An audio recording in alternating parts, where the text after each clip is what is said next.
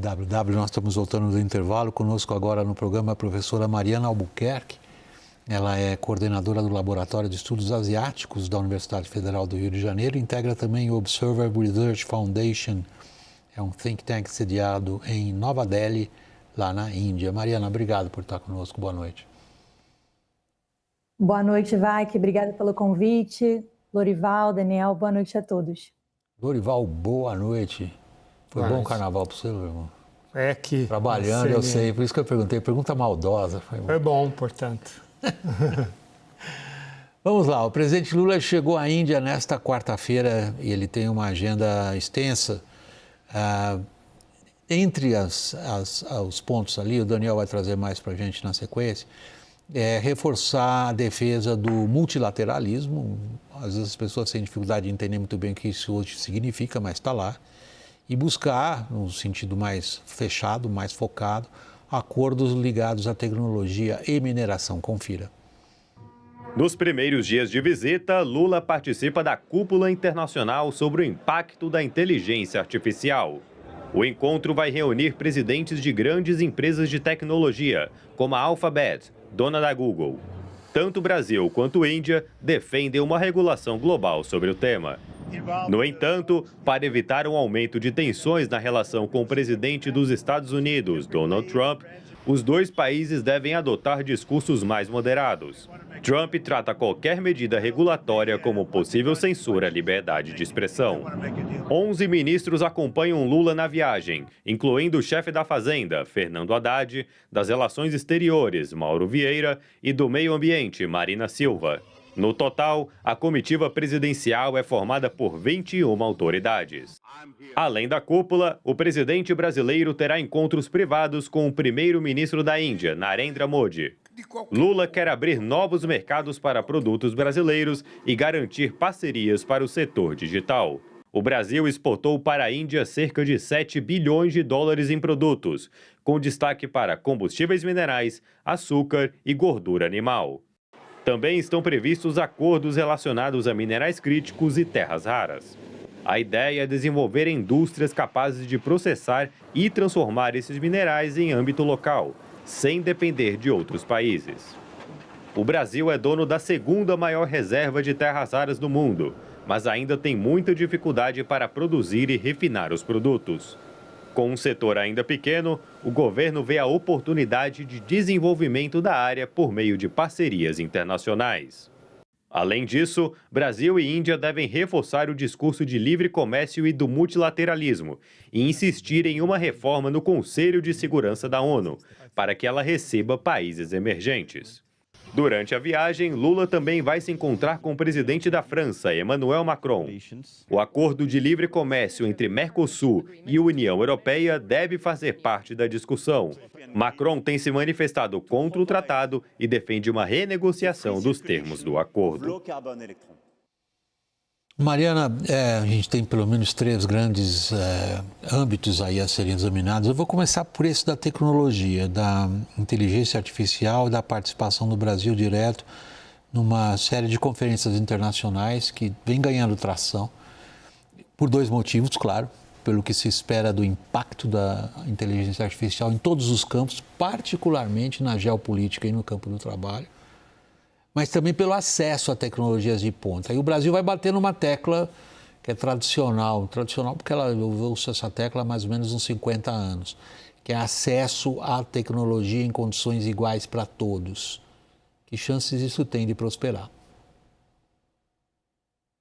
Vac, esse é um ponto em que o Brasil e a Índia estão totalmente de acordo. É importante a gente contextualizar em que momento que essa cúpula é convocada, né? O Narendra Modi, primeiro-ministro indiano, ele tem um grande plano, que é o que eles chamam do plano da Grande Índia 2047, que é quando a Índia faz 100 anos de país independente. O objetivo, né, do governo é que em 2047 a Índia seja um país desenvolvido, segundo os parâmetros macroeconômicos internacionais, e seja a terceira maior economia do mundo. Para esse esforço, o primeiro-ministro tem convocado grandes cúpulas, né? Essa de inteligência artificial não é a primeira delas. Vamos lembrar aí que no âmbito da presidência indiana do G20 em 2023, eles convocaram também a Cúpula do Sul Global. E dentro dessa lógica de convocar grandes cúpulas, a Índia quer se colocar no centro do debate. E os termos com os quais a Índia trabalha a questão da governança do ambiente digital e da inteligência artificial são bem semelhantes a termos que a gente vê no discurso brasileiro. Então, a Índia fala, por exemplo, sobre uma governança justa, inclusiva e responsável. No discurso de abertura da cúpula, o primeiro-ministro falou sobre a importância da inteligência artificial servir à humanidade e não substituir os homens. Então, essa lógica de que a inteligência artificial não deve atrapalhar o desenvolvimento econômico e o acesso das pessoas ao mercado de trabalho, por exemplo. Então, são termos em que o Brasil e a Índia concordam. E, somado a isso, os dois países também concordam bastante, apesar de variações nas suas regras domésticas, sobre a necessidade de regulamentação das big techs e de compartilhamento de tecnologia para que haja também inteligência artificial produzida por e a partir dos países em desenvolvimento. Então, acho que se a gente olha por essa ótica, a gente entende por que a visita do Lula está sendo feita nesse momento e tendo essa cúpula da inteligência artificial como um grande marco, né? Esse convite para que o Lula fosse à Índia já tinha ocorrido quando Narendra Modi fez uma visita de Estado aqui logo após a cúpula do G20 que o Brasil presidiu. Então, o convite para que essa visita do Lula, essa retribuição acontecesse já tinha sido colocado, mas o timing importa, né? E aí a gente pode falar mais disso depois, se a gente olha quem são os ministros que foram acompanhar o Lula Mariana, nessa comitiva. Pode falar, perdão. Não, eu só queria...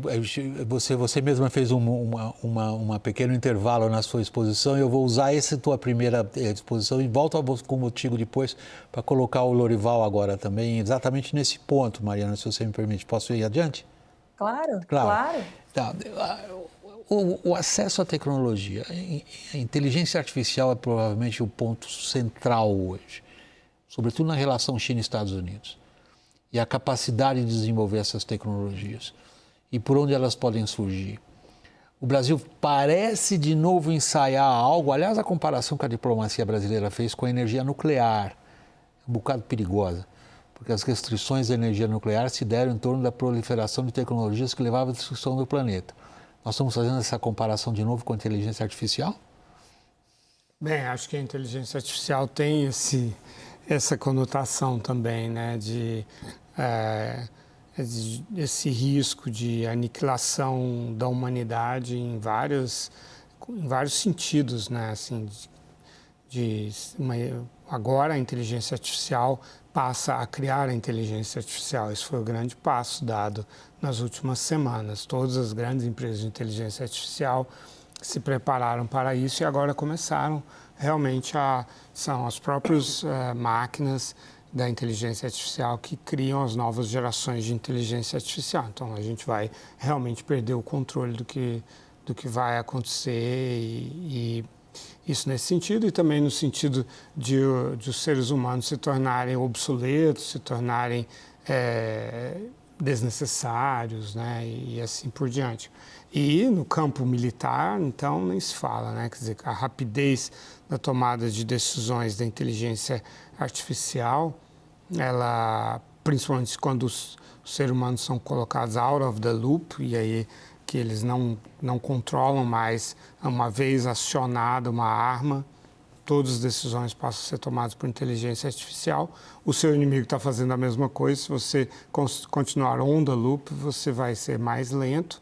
Por outro lado, você vai ter critérios morais que o seu inimigo não vai ter. Então, em muitos sentidos, existe sim uma semelhança com relação à questão nuclear. Agora, o que eu acho quando eu vejo o Brasil falando assim, esses discursos, né, de acesso à tecnologia, é que isso soa muito ingênuo, assim, porque não é com discursos que você tem acesso à inovação ou que você pratica a inovação. É criando um ambiente de negócios, um ambiente de educação, um ambiente de investimentos e que seja propício para você se integrar nessas cadeias de inovação. Não vai ser a Índia faz. Como a Índia faz há muitos anos, até por uma razão, por razões que são assim, os engenheiros indianos e programadores de sistemas e cientistas de computação falam inglês eles estudam nos Estados Unidos, os seus orientandos e seus orientadores muitas vezes se tornam professores nos Estados Unidos, muitas vezes trabalhando no Vale do Silício, enfim, cria uma integração ali, tem um fuso horário que facilita, né? O cara lá no Palo Alto pede um serviço, vai dormir, o chinês executa enquanto ele está dormindo, no dia seguinte está pronto, o chinês, o indiano, no dia seguinte está pronto, falam inglês, enfim, tem uma série de benefícios. A Índia, por muitos anos, foi o país que mais formou engenheiros e assim por diante, né? Agora, se discursar e, ao mesmo tempo, elevar os impostos, como o Brasil acabou de fazer, elevou os impostos dos equipamentos, dos computadores, de uma série de coisas ligadas à inteligência, à internet das coisas e tal, realmente não dá para entender como o Brasil vai conseguir isso. Daniel, você se ocupou o dia de entender o que o Brasil quer lá na Índia. E a conclusão a que eu chego, é que o Brasil, e não estou só falando do Poder Executivo, não, o Brasil de forma mais ampla, incluindo com o Congresso e os jogos de interesse que estão se desempenhando ali no Congresso, não sabe o que é da inteligência artificial. Existe um projeto de lei que já passou no Senado, aliás, a Embaixada Americana atuou muito junto ao relator ali para tentar influenciar na redação final que saiu do Senado, mas está parado na Câmara com um desejo ali de uma parte dos congressistas de votar no primeiro semestre, mas também muita resistência contrária. Afinal, a Câmara tem se dedicado à aprovação de penduricalhos, gás do povo, luz do povo, ampliação do número de assentos de deputados, mas não conseguiu definir se aprova ou não e qual projeto aprova, qual que é a base do texto que regulamenta a inteligência artificial. Eu chamo a atenção para isso porque Lorival destacou aqui carga tributária, escassez de mão de obra qualificada, mas o ambiente de inovação também pode ser significativamente obstruído por uma regulação excessiva. Não estou dizendo que não precisa fazer nenhuma regulação de inteligência artificial, mas o projeto que está lá estabelece um sem número de atividades que acabam tendo o que se chama de risco sistêmico ou elevado risco de atuação. E aí você precisa também de um sem número de avais, de autorizações de agências reguladoras, de autarquias públicas que freiam esse ambiente de inovação. Então, o que está em jogo é se o Brasil afrouxa um pouco o cinto dessa regulação ou segue um modelo europeu que também já está sendo revisto. E a base, a essência do que está sendo discutida é o modelo europeu. Mariana, deixa eu ir agora para o segundo ponto que você estava começando a introduzir na nossa conversa, que tem a ver com essas áreas nas quais Índia e Brasil, por motivos talvez diferentes, eu não sei se é essa um pouco o lado para onde você quer levar, fique à vontade, encontram um denominador comum. A geopolítica os empurra um para o braço do outro? Que o Brasil e a Índia, eles têm um histórico de cooperação no ambiente multilateral muito forte, né? Se a gente olha as coalizões multilaterais que o Brasil e a Índia fizeram parte, a gente tem vários exemplos, desde aí de pautas mais de comércio e desenvolvimento, como o G20, G77, UNCTAD, até, né, questões mais de reforma das instituições, como o caso do G4, que pede a reforma do Conselho de Segurança da ONU. Mas a nível bilateral, essa é uma aproximação que só tem acontecido recentemente e com reconhecimento mútuo de que está abaixo do potencial. Então, existem sim denominadores comuns, e aí, né, voltando no ponto que eu tinha mencionado, quando a gente olha quem são os ministros que compõem essa comitiva do Lula, a gente tem algumas pistas de que áreas são essas, né? E aí eu destacaria 2 pontos principais: a cooperação na área da saúde, que é uma cooperação histórica que o Brasil tem com a Índia e que tem se fortalecido, sobretudo depois da pandemia, né? A Índia é um dos maiores produtores mundiais de medicamentos e há um interesse muito grande do Brasil de produção desses medicamentos aqui, inclusive em um projeto piloto com o governo da Bahia. E a segunda área é exatamente a área de transição energética. E aí a gente fala tanto de minerais críticos e terras raras, como também de transição energética de forma mais ampla, colocando aí dentro financiamento a essa transição, o uso e a redução dos combustíveis fósseis, né? Pensando aí que a Índia ainda tem uma economia baseada em carvão, e ambos os países defendem a lógica do direito ao desenvolvimento e da lógica de que os países do norte devem pagar a conta, né, da crise climática que a gente vive atualmente. Então, assim, existem múltiplos pontos de contato, múltiplos denominadores comuns, mas além da inteligência artificial, eu destacaria esses elementos também aqui para a nossa conversa. Que chances a gente tem de realizar essa pauta? O Exército Brasileiro, por exemplo, está interessado. O Exército Brasileiro tem mantido contatos com o Ministério da Defesa indiano por razões claras. Sabe que se comprar na China provocará os americanos. Talvez com a Índia não. E quantas outras, digamos, possibilidades práticas de atuação conjunta? William, eu diria assim, realmente o Brasil e a Índia têm pontos de convergência muito grandes, né? Aliás, eu acho que do ponto de vista geopolítico, olhando globalmente, nenhum país tem mais pontos de convergência com o Brasil, mais afinidades, mais situações semelhantes do que a Índia, né? Essa posição em relação à Rússia, Estados Unidos e a China, né? Bom, a Índia tem uma inimiga da China, mas essa posição de estar nos BRICS, mas de ter boas relações com os Estados Unidos, de ter boas relações com Vladimir Putin, Narendra Modi, né? Busca um bom diálogo com o Putin e o Lula também. Os dois estão no terceiro mandato, os dois são populistas, nacional-desenvolvimentistas, os dois países são federações complexas de governar, né? A Índia com 28, 29 estados, 80 partidos representados no Congresso, umas negociações que são brutas como as daqui, enfim, e países que estão... que buscam ter uma indústria, né, ter uma certa autonomia econômica e tal. Então, em termos também de territórios, essas coisas todas são parecidos, assim, né?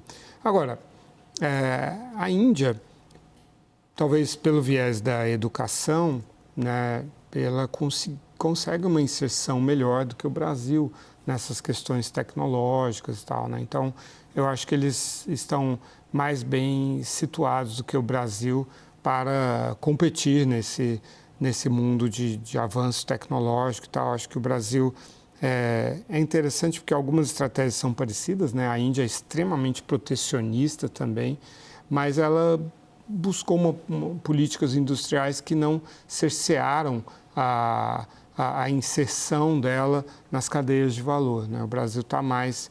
Tem um protecionismo industrial que acabou, por uma série de razões que a gente precisaria discutir aqui, mas acabou cerceando a inserção. Tem uma certa inserção, mas não tão grande. Talvez a questão da educação seja uma diferença fundamental. Bom, eu tenho que encerrar esse segmento e gostaria de agradecer a você, Mariana Albuquerque, professora, coordena o Laboratório de Estudos Asiáticos na UFRJ e também atua no Think Tank Observer Research Foundation de Nova Delhi. Obrigado, Mariana, e boa noite. Obrigada, Vac, Lorival, Daniel, um prazer.